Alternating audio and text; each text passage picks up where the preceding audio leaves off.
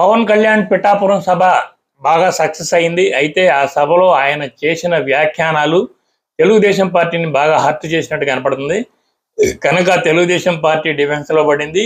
దాన్ని ఎదుర్కోవడానికి పవన్ కళ్యాణ్ విపరీతంగా ట్రోల్ చేయడం స్టార్ట్ చేసింది. ఆ ట్రోల్ చేస్తూ నా క్రమంలో సిపిఐ నారాయణ కూడా పవన్ కళ్యాణ్ మీద తీవ్రమైన వ్యాఖ్యలు చేశాడు. సిపిఐ నారాయణ చేసిన వ్యాఖ్యలు ఎలా ఉన్నాయంటే, పవన్ కళ్యాణ్ ఈరోజు కమ్యూనిస్టులు అంటున్నాడు, మొన్న కమ్యూనిస్టులు అన్నాడు, ఈరోజు బీజేపీ అంటున్నాడు, సనాతన ధర్మం అంటున్నాడు. అతను గడికో మాట గంటకో సిద్ధాంతాన్ని అనుసరిస్తూ నిలకడ లేకుండా ఉన్నాడు. అతని వ్యవహారం అంతా మెంటల్గా ఉంది. అలాంటి వ్యక్తుల్ని ప్రజల్లో తిరగనేయకూడదు, పిచ్చాసుపత్రిలో చేర్పించాలంటూ ఘాటైన వ్యాఖ్యలు చేశాడు. అసలు నారాయణ తెలుగుదేశం పార్టీకి మొదటి నుంచి సానుకూలంగా ఉన్నాడు. చంద్రబాబు కోసం ఈ వ్యాఖ్యానాలు చేశాడేమో తెలియదు, కానీ సిపిఐ సిపిఎం పార్టీలు అనేక పార్టీలతో పొత్తు పెట్టుకున్నాయి, ఒక బీజేపీ తప్ప. పొత్తు పెట్టుకోవడానికి ప్రతిసారి ఏదో కారణాలు చెప్తూ ఉంటాయి.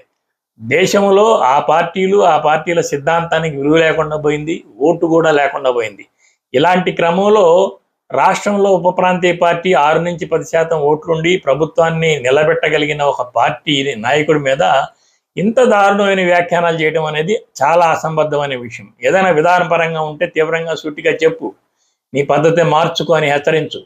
అంతేగాని ఇలాంటి చౌకబారు వ్యాఖ్యానాలు పవన్ కళ్యాణ్ మీద చేయడం అనేది అసంబద్ధం.